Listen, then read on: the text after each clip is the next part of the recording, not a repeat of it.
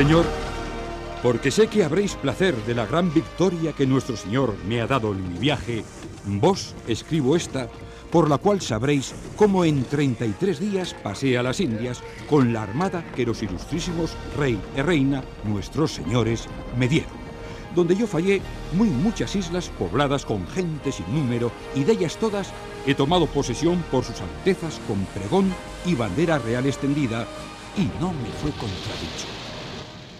Con estas palabras, Cristóbal Colón iniciaba la narración de los sucesos ocurridos en su travesía hacia América.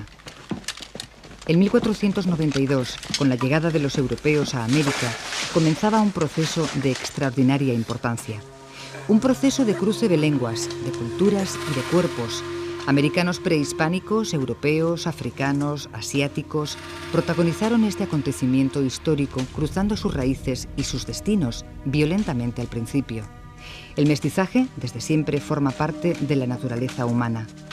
Es un proceso extenso de siglos, de flujos migratorios, de intercambios culturales, lingüísticos, de conquistas sucesivas. Con el mestizaje se diluyen fronteras físicas y culturales. Comenzar a hablar del mestizaje ligándolo al continente americano, ligándolo específicamente a un periodo histórico, es en cierto sentido un error, puesto que el mestizaje en las culturas y en las sociedades es algo obvio y permanente. Por lo tanto, no debemos hacer una identificación, como digo, en este sentido. Todas las culturas, eso los colegas antropólogos nos lo demuestran continuamente, todas las culturas se forman a partir del contacto con otras y van elaborando sus propias respuestas hasta convertirse, lógicamente, en unas identidades propias que ya no tienen ninguna referencia a los orígenes diversos, sino a la propia identidad. Pero, ¿cuál es la singularidad del mestizaje iberoamericano? Este mestizaje no solo es racial, también genera importantes intercambios en áreas tan dispares como el arte, la artesanía, la música, la tecnología, la ciencia, la lengua, la literatura, la gastronomía, la fiesta, entre muchas otras. El mestizaje iberoamericano es un proceso muy complejo, ya que los europeos, como los americanos, eran fruto a su vez de siglos de mezclas raciales y culturales. El mestizaje en América no se inició en 1492, sino muchos siglos antes, y que se produce un mestizaje realmente entre culturas ya mestizas. En América hay un proceso de mezcla de pueblos, de culturas, tanto en Sudamérica como en Mesoamérica, desde 1000 años antes de la conquista. Y lo mismo podemos decir de la península ibérica. Iberos, griegos, romanos, musulmanes, forman un crisol de culturas que bueno, pues enriquece sustancialmente el encuentro en 1492. En las crónicas, los conquistadores y los indígenas narraban, cada uno con sus palabras, el asombro. Hay palmas de 6 o de 8 maneras, que es admiración verlas por la diformidad fermosa de ellas. Y hay miel, y de muchas maneras de aves y frutas muy diversas. En las tierras hay muchas minas de metales, y hay gente inestimable número. Pueden ver sus altezas, que yo les daré oro cuando vieren menester. Los europeos que van a América, Iberoamérica, son básicamente españoles, y dentro de españoles son españoles del Reino de Castilla, porque es el Reino de Castilla el que está propiciando el descubrimiento y conquista de América, y el Reino de Aragón son más bien los que están derivando personas que están conquistando Italia, y el Reino de Nápoles. La gente que va a América es gente que son los descendientes de los que habían conquistado el Reino de Granada. Se está acabando la Reconquista cuando se está empezando a la conquista de América, y entonces es como una expansión natural, se acaba en España, continúan más allá del mar y tienen que hacerse con nuevas tierras, tienen que hacerse con nuevas riquezas, van a adorar blasones algunos y otros a hacer su fortuna. ¿Qué les importa? Pues les importa hacer fortuna, emparentar con nobleza. Las palabras del cronista López de Gomara transmiten la trascendencia que ha tenido el acontecimiento de la llegada de los europeos a América. la mayor cosa desde la creación del mundo, sacando la encarnación y muerte del que lo creó, es el descubrimiento de este nuevo mundo que India se llama. En este proceso, los expertos distinguen distintos tipos de colonización. Se observa también que hay dos tipos en América de colonización. Uno que sería la colonización tipo mediterráneo, que es la que se dio desde la prehistoria en España y que de alguna manera es la que España lleva a América, que es viene pues un comerciante o viene alguien que se quiere asentar, hace un asentamiento, viene una factoría de comercio, viene una ciudad con intentos de conquistar, y entonces desde esa ciudad empiezan a comerciar y empiezan a expandir una influencia. Entonces los grupos indígenas empiezan a sentirse atraídos por ese foco que es un polo de comercio y empiezan a utilizar una lengua franca que es la que se está dando. En el caso de América es el castellano. Recordemos que hay mucho vasco que está yendo, que pertenece al Reino de Castilla, que está yendo a América. Entonces el castellano es el idioma que se necesita porque sale como la lengua común que sirve para todo. El otro tipo de colonización se relaciona con la Europa anglosajona. Es un sistema completamente diferente en el que la religión no cumple una función decisiva. Avanzan, tienen una pequeña granja, van con sus carretas a veces, van con su pequeña granja y cuando ya tienen mucha más familia, necesitan más tierras, avanzan y las vallas, las empalizadas, las llevan unos kilómetros más allá o muchos más kilómetros más allá, como fue con la conquista del Medio Oeste en el siglo XIX. Entonces ellos avanzan y cogen nuevas tierras. No tiene nada que ver, en ese momento el matrimonio, el mestizaje de sangre, pues se da porque las sociedades humanas se dan, pero digamos que no es tan importante porque es la tierra y son pequeños núcleos familiares o pequeños grupos que tienen que avanzar y que tienen que preservar su identidad. No tienen una idea de Estado, sino es los pequeños grupos que tienen que avanzar, consolidar su granja y tienen que seguir avanzando. Los misioneros que se trasladan a Iberoamérica son importantes protagonistas en el complejo proceso del mestizaje entre europeos y americanos. Los misioneros están aprendiendo las distintas lenguas indígenas para introducir la religión cristiana, que es lo que en este momento, el siglo XV, el siglo XVI, da la identidad a España. España no tiene una identidad a base de lenguas. Su identidad es el cristianismo frente al no cristianismo que tenían los musulmanes del Reino de Granada, de todos 7 siglos anteriores de Reconquista. Entonces, los sacerdotes misioneros están aprendiendo las lenguas, hacen catecismos en distintas lenguas, pero al mismo tiempo el castellano está siendo la lengua que de día a día es la que está funcionando, porque es la manera de entenderse bien los del Reino de Castilla y con todos los que les vienen alrededor. El arte, particularmente la pintura, es utilizada como instrumento para transmitir valores culturales a los indígenas. El arte fue utilizado como un instrumento de propaganda por parte de las élites dominadoras, por parte de la monarquía, por parte de la Iglesia, para producir un proceso de evangelización, de aculturización, de integración dentro del imperio. Y el arte y la fiesta y el espectáculo festivo fueron elementos de persuasión dirigidos a las masas indígenas. Los expertos señalan que en los primeros tiempos de la conquista, el mestizaje biológico, racial, supone para los protagonistas una alternativa para alcanzar sus objetivos. El noble español que necesita adorar blasones se va a casar con la nobleza incaica, con la nobleza del local, que es una manera de volver a tener tierras, de volver a tener poder, es una manera de adorar blasones. Y esas familias que ven que pueden perder poder, es una manera también de tener poder. Entonces, no les importa el mestizaje, siempre que sea dentro de una clase social que les convenga. O sea, es una cuestión de clase social, más que de otra cosa. Junto al mestizaje biológico, inevitablemente, comienza a desarrollarse el mestizaje cultural. Los propios miembros de esa cultura dominante, que va a ser la española, que son en número mucho más reducido, se van a ir dejando absorber por el entorno, el contexto y las propias culturas, en cada caso indígenas, y van a adoptar aquellas fórmulas que se van a introducir en muchos aspectos de su vida y esa podría ser, en cierto sentido, la esencia del mestizaje, pronto van a perder la referencia específica y entonces es cuando ya van a ser realmente americanos, ¿no? Que en algunos casos se identifica con una cultura criolla o en otros casos con una cultura mestiza, pero que lo que sí es cierto es que ya no es ni española ni autóctona, podríamos decir, ¿no? Sobre el complejo proceso del mestizaje desarrollado en Iberoamérica, la Fundación Santillana, la Sociedad Estatal para la Acción Exterior y el Consejo Nacional para la Cultura y las Artes de México han organizado la exposición Iberoamérica Mestiza, Encuentro de Pueblos y Culturas.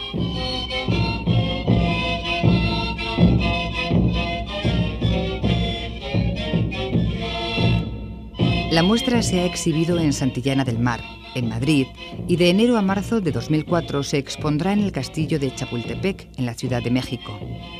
La exposición muestra aproximadamente 150 piezas que establecen un itinerario desde las culturas más remotas de la península ibérica y también de las culturas más lejanas en el tiempo en América hasta 1492, y a partir de ese momento cómo la cultura hispana y la cultura americana caminan conjuntamente a través de obras de arte de los siglos XVI, XVII, XVIII, incluso un epílogo ya en el siglo XX. En las piezas artísticas expuestas se pone de relieve la multitud de influencias que convergen en el encuentro, la expresión multirracial de sus protagonistas y su tiempo.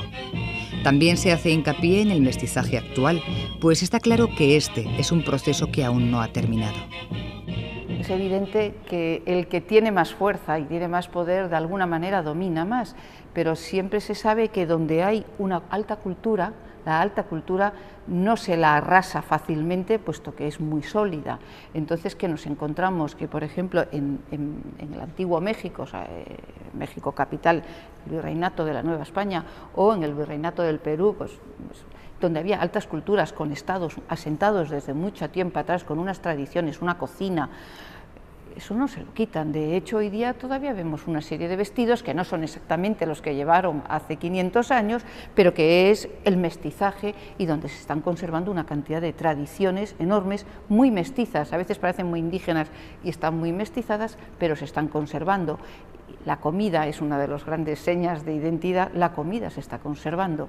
¿Por qué? Puesto porque era una cocina muy sofisticada y había una serie de costumbres muy especiales, muy sofisticadas, que en tanto que es signo de élite y de nobleza no lo van a cambiar. Si bien es cierto que la cultura dominante es la cultura española y el arte renacentista se proyecta desde el Río Grande hasta la Tierra del Fuego, también es cierto que durante todos estos siglos de historia conjunta, los pueblos americanos también proyectan sus raíces, sus tradiciones, sus valores a la sociedad colonial, de forma que se produce un fenómeno festivo mixto, elementos culturales europeos y elementos culturales naturalmente prehispánicos. Los especialistas señalan lo inmensamente complejo que es el mestizaje que se desarrolla en Iberoamérica y la variedad de matices que se encuentran en él y que se enriquecen mutuamente. Todo este proceso, como digo, es complejísimo y se va a ir manifestando pues tanto en las mentalidades, porque eso no queda, digamos, reflejo físico, pero sí es lo que va a ir generando todo el ideario al que con el que se van a formular estas sociedades, y al mismo tiempo de manera material, pues también con una extraordinaria diversidad. Vamos a encontrar, por ejemplo, objetos en los que sí es muy fácil detectar una técnica totalmente de procedencia autóctona indígena y un contenido, una representación propia del mundo europeo, propia del cristianismo y tal. Pues, por ejemplo, esos magníficos ejemplares que hay de arte plumario, sobre todo del siglo XVI y del XVII, también del siglo XVIII, generalmente realizados en lo que era entonces el virreinato de la Nueva España, en México, donde a esa técnica de una tradición, además de extraordinaria calidad indígena de Mesoamérica, se suma que las representaciones ahora tienen unas versiones procedentes de la iconografía religiosa e incluso una funcionalidad también religiosa propia del catolicismo. El afán de cristianización que se traslada a Iberoamérica al mezclarse con los valores culturales indígenas y africanos, origina una extraordinaria diversidad que se materializa en el arte sacro, en los rituales y en las celebraciones religiosas. Lo que sucede es que hay unos sincretismos terribles. Es decir, la religión es fácil que se acepte una religión dominante, entre otras cosas, pues puesto que si tiene poder, pues ¿por qué no se va a aceptar una religión poderosa? Sucede que allí hay cantidad de sincretismos, o sea, todavía hoy se pueden ver que muchísimas ceremonias son ceremonias en las que rascas un poco y ves toda una serie de componentes indígenas. La fiesta pública, la fiesta renacentista, ha sido un acontecimiento social y cultural que los conquistadores han utilizado para alcanzar determinados objetivos y en el que también se ha desarrollado el fenómeno del mestizaje.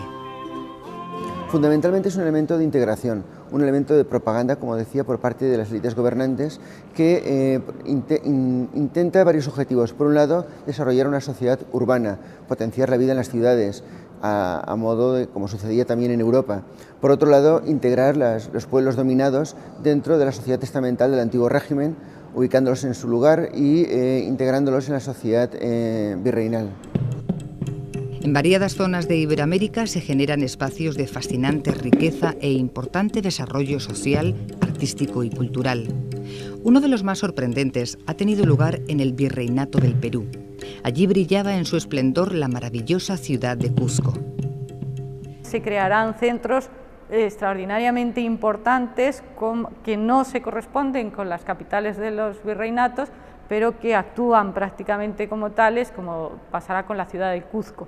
La ciudad de Cuzco, el centro del mundo para los incas y para el mundo andino, va a generar una actividad pictórica extraordinaria de una enorme personalidad que va a irradiar y va a actuar como centro para otras áreas, muy específicamente, claro, de los Andes.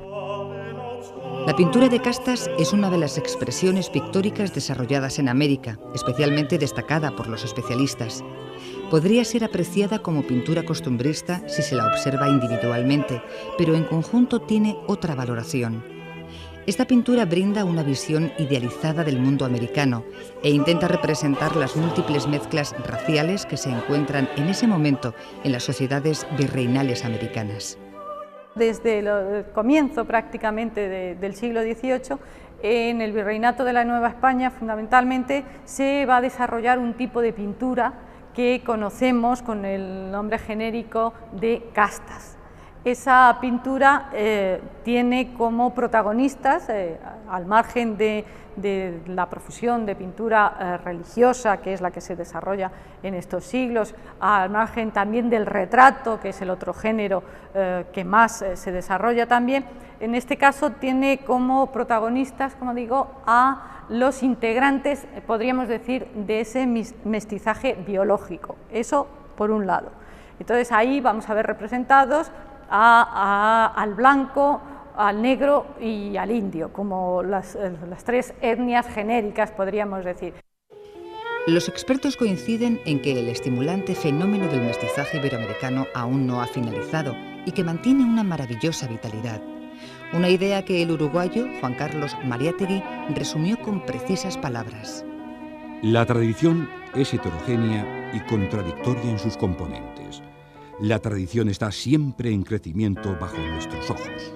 Sí que se empiezan a introducir poco a poco toda la alimentación, que hoy día no somos conscientes hasta qué punto una tortilla de patatas era imposible antes, porque la patata es americana, cómo podemos hacer un gazpacho, cómo podemos hacer una ensalada sin tomate, que era algo mexicano, cómo podemos vivir sin chocolate, sin el cacao, que era lo que tomaban las élites. Sí se va introduciendo, pero se va introduciendo poco a poco. El chocolate entra muy pronto.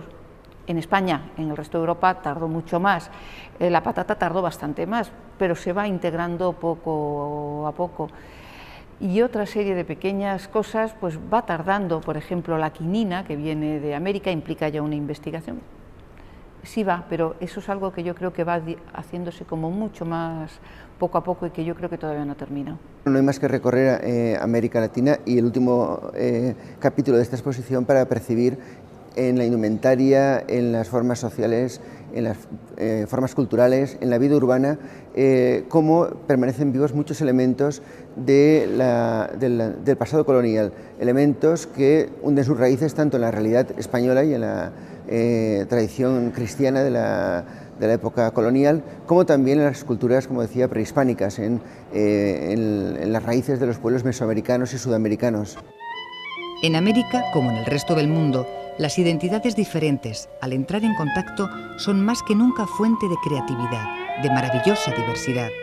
Una actitud inteligente y reflexiva destaca las consecuencias negativas que supone dejarse llevar por prejuicios o aplicar criterios excluyentes. Sin lugar a dudas, el mestizaje étnico y cultural ha sido en el pasado y se presenta en la actualidad como tesoro y destino de la especie humana.